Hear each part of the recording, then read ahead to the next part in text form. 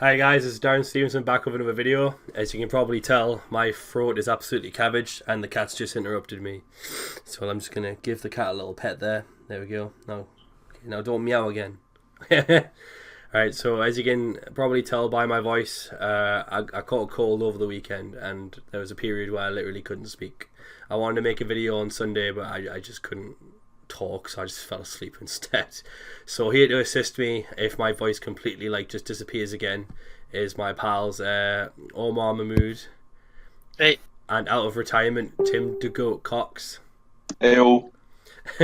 so so I've decided this week to mix the tournament report and the deck profile together, which will become apparent as the more I talk about it, because obviously if people saw the standings, I did absolutely appalling at Leeds Regional. This list is so bad. Yeah.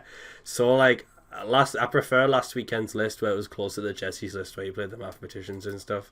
But I really wanted to try stuff like the Photon, the Phantom Skyblaster and the White and Black Dragons. But I just thought I never drew the Photon Skyblaster because I only played two matches of Yu-Gi-Oh! So I can't really say for definite how I feel about that. But to be honest, I don't think I'm a fan anyway. I think Mathematician is just a better normal summon because it gets you to a dark, and it has utility with Dotscaper and Snow and stuff, and it just means you're playing more copies of Snow in your deck without having to play a quote-unquote brick. And the White and Black Dragons were just a cool, interesting idea that could be good utility with the Thunder Dragons. I sound so boring, Jesus Christ, my voice is so bad. And the White and Black Dragons were just cool utility. I'm just gonna close Facebook 1 second. There we go. All I could hear is bing. Alright, and then and the White and Black Dragons just felt like cool utility with the Thunder Dragons, but yeah, I found that it was really difficult to create Snow because you have to summon a white dragon first, which is a light, and it just felt better just a normal mathematician and send Bulb and get it dark. And I also wanted to play a list that could main hand traps because I was scared of Rongo, but I really shouldn't have been because I played 3 Rongo last weekend if you saw my tournament report, and I beat all 3 of them.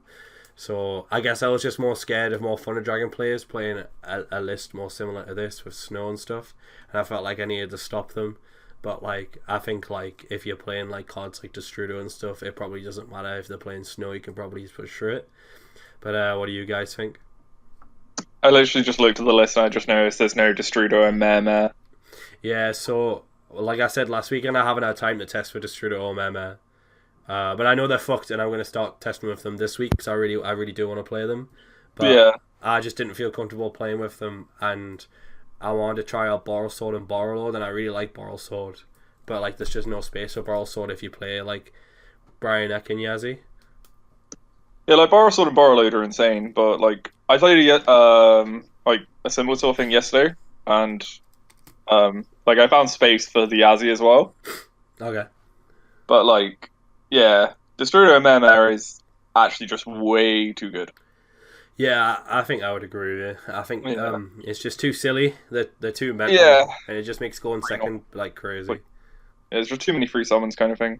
Yeah, I think I just really wanted to try this, and I'm glad I did in a way because it meant that I'm just never going to play those cards again. And I'm just happy that I also just think that I'm just not going to main deck hand traps. I'm just gonna, if I lose the roll against Rongo, I'm just gonna accept it. If they combo off and do combo, then that's just the way it is. Because I lost the roll against one Rongo player, but I still beat him, and the other 2 Rongo players won the roll, so it meant I didn't need hand traps.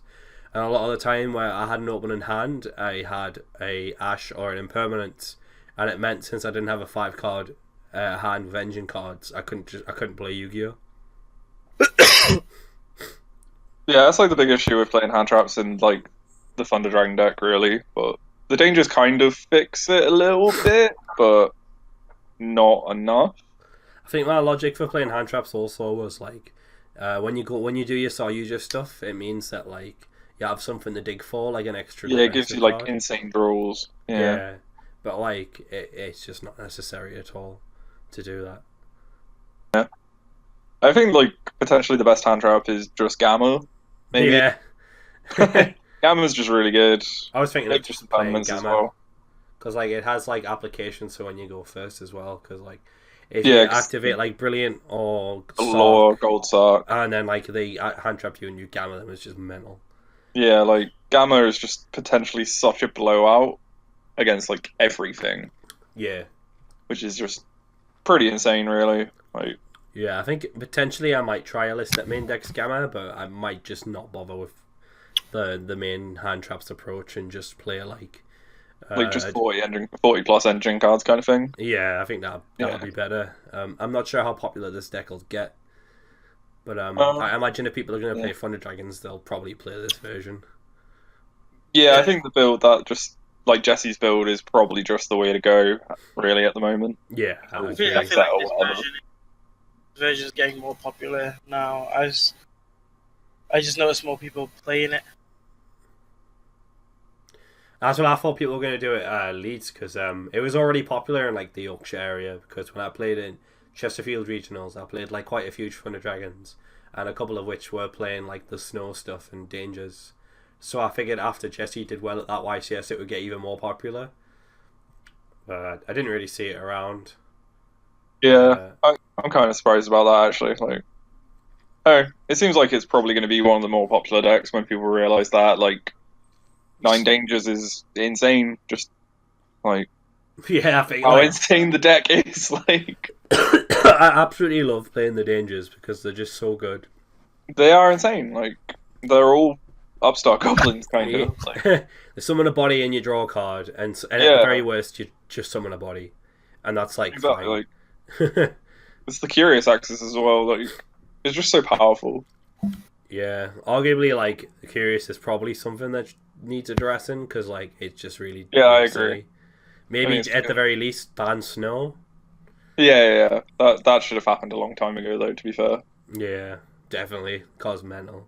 How do you feel about I think Nadir mentioned something about putting Cold Sock to one. I personally don't agree with anything like that because Cold's not like fucked or anything. It just makes the deck less consistent. I don't think that's like Um, the right approach to go about hitting the deck. I mean, like, the thing is, so like, if you look at the Thunder Dragon cards, like Raw, Dark, Egg, Hawk, and stuff, they Yeah, all. It doesn't really matter like how many of them you can play because like so restricting them is pointless because it's like if you can play one Dark, you just play one Dark, right? It doesn't really matter. yeah. It would make it less consistent, but just like it doesn't make the deck less good as such. Which it sounds really weird, but Like I think what's necessary is to reduce its power, not its consistency, because like reducing the deck's consistency is just frustrating. yeah, exactly. So And like because I think putting Sock to one won't make the deck not meta relevant, it would just make it less consistent, which will make it more frustrating. Because you'll still But, play like- it because it's a good deck.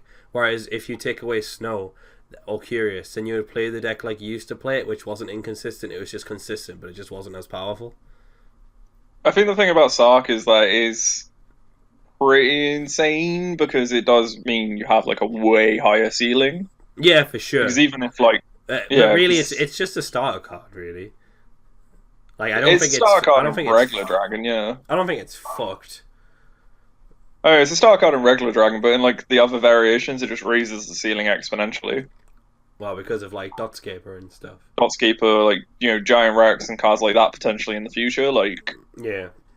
I think it's a card that should probably go to one, just because of how good it is in general. You reckon? But like, I don't know, at the same time, you could also argue that like a law should also be at one for the same reason. But I suppose. yeah, I don't know. It's weird, like because I don't think there's anything else in the Thunder Dragon deck specifically, like in Engine, that is worth hitting because it just seems pointless. Like Colossus to 2 seems irrelevant or whatever. Like Colossus to 1 kind of just Yeah. batters the deck. It's just like You can argue Brilliant Fusion too, but again, like Brilliant Fusion, like it's just like another alternative to get you to Snow, and it's just Yeah, like yeah. an extra play. And if you take away a card like that, then like I don't think Brilliant Fusion is the be all end all of the deck. That's why I just don't think there's any point hitting it. Whereas like if you hit Snow or Curious, that literally beats this variant of the deck, and it means you can't play it anymore. Whereas, well, so that means you just play the regular version of Thunder Dragons, which was like still fine in terms of Yeah, I like a don't meta know. deck. it's weird because like Thunder Dragon is such a strange deck in terms of like there's no card you can literally look at and go, yeah, that needs to go apart from maybe Goldsuck and Right. Brilliant Fusion Snow, but like it's not like, there's no engine cards that you could particularly say want to go. It's weird, like, because none of the cards themselves are particularly insane, unless it's with these other like super powerful cards. Yeah. Right. Well, might as well just get to what happened at the tournament then. So I go to Leeds regionals, and everybody can agree that like I just feel like the Prime Kids matchup is quite impossible for Thunder Dragons.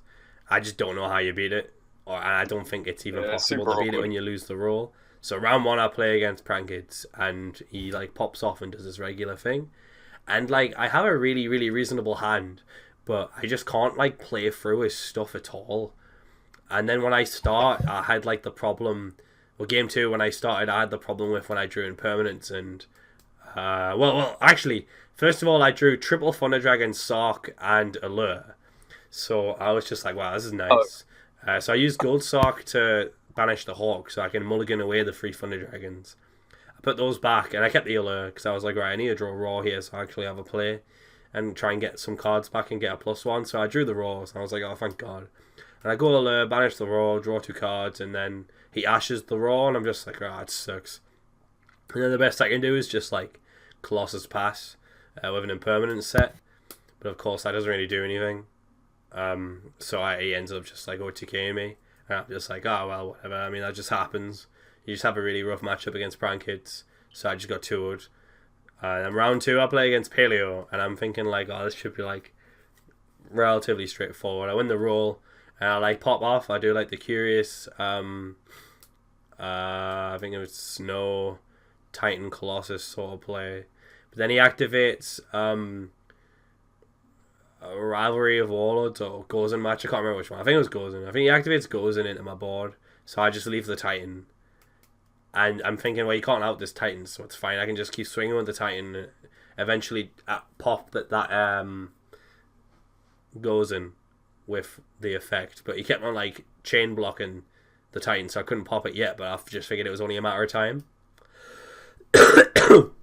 But then he had Lost Wind, so I'm like, right, okay, that's my win condition gone now. I can't that goes in. So then game 2 is more straightforward. I just like use Titan to like pop all his back row and stuff, and there's no issue. Then game 3 starts, and then he flips. One sec. Keep you in suspense because Duel and Book just crashed. Well, not crashed, but just need to refresh it so I have the deck list up for a reference for everybody watching. Alright, there we go. So he goes first, and he goes Toad and Rivalry goes in, and I'm just like, Jesus Christ, man. And there's just like nothing I can do to that. I don't throw any of my like outs, like my Twin Twisters or my Reboots or my Pancratops. And then he just ends up like going like double Toad and applying too much pressure to me, and I just can't do anything to Rivalry and goes in. I'm just like, wow, okay. And then I was just like, oh, well, I think that's just the way it goes. I don't think like there was anything wrong from like a deck building or, well, maybe not deck building, but from a gameplay perspective, I think that was just a very unlucky day. I had to do a lot of like awkward plays to make Curious because of the White Dragon, but I don't think it meant that I lost the game because of it. I think I just got ridiculously unlucky to play my worst matchup round 1 and then just got floodgated to death round 2. So yeah, I think shit happened. She ended up playing Smash with Omar. That's the dream, really. That was. I didn't drop to a round. But it was fine because I was just chatting with the boys. Jack Igo made a special guest appearance. Chatted with him a bit. That was fun. It was good to see him again. And yeah, just played some Smash. Because that's the good backup plan for when you scrub at Yu-Gi-Oh! Just like Sheffield Regional. And then very quickly, since I'm including the cost breakdown here as well, might as well just get it all done in one video because there's not much to talk about really. So the last total was like £884.73. So this was really wacky, so what I had to do. So I got a train to Sheffield because I had to stay in Sheffield with Luke's place, and it was like £21.45. Bloody hell, that's very expensive. Oh, Hello, Luke. Yeah, Well timed. I booked it fairly late, so it was like £21.45 single. And then the return. What's this for? When I came down to yours for Leeds Regional. Oh, right, okay, fine.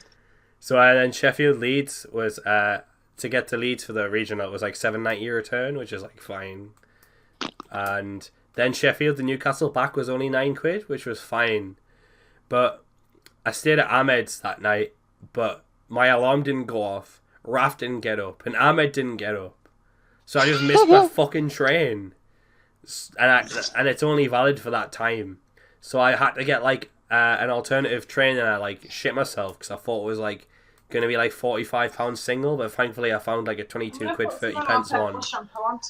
But it was just really annoying that like the entire weekend of trains cost £60 and 65 pence, when like a return would have like an open return would have only cost me like 45 quid. So I'm really agitated that I've just paid an extra £15 for no reason. That's life. So in total, I've for World's race or whatever, I've spent £945 and 38 pence. Still not hit the grand mark yet, but I imagine very soon it's coming with YCS Dusseldorf and all that malarkey. Nope. All right, that's it then. Very boring. I sound very boring because my voice is just absolutely ruined.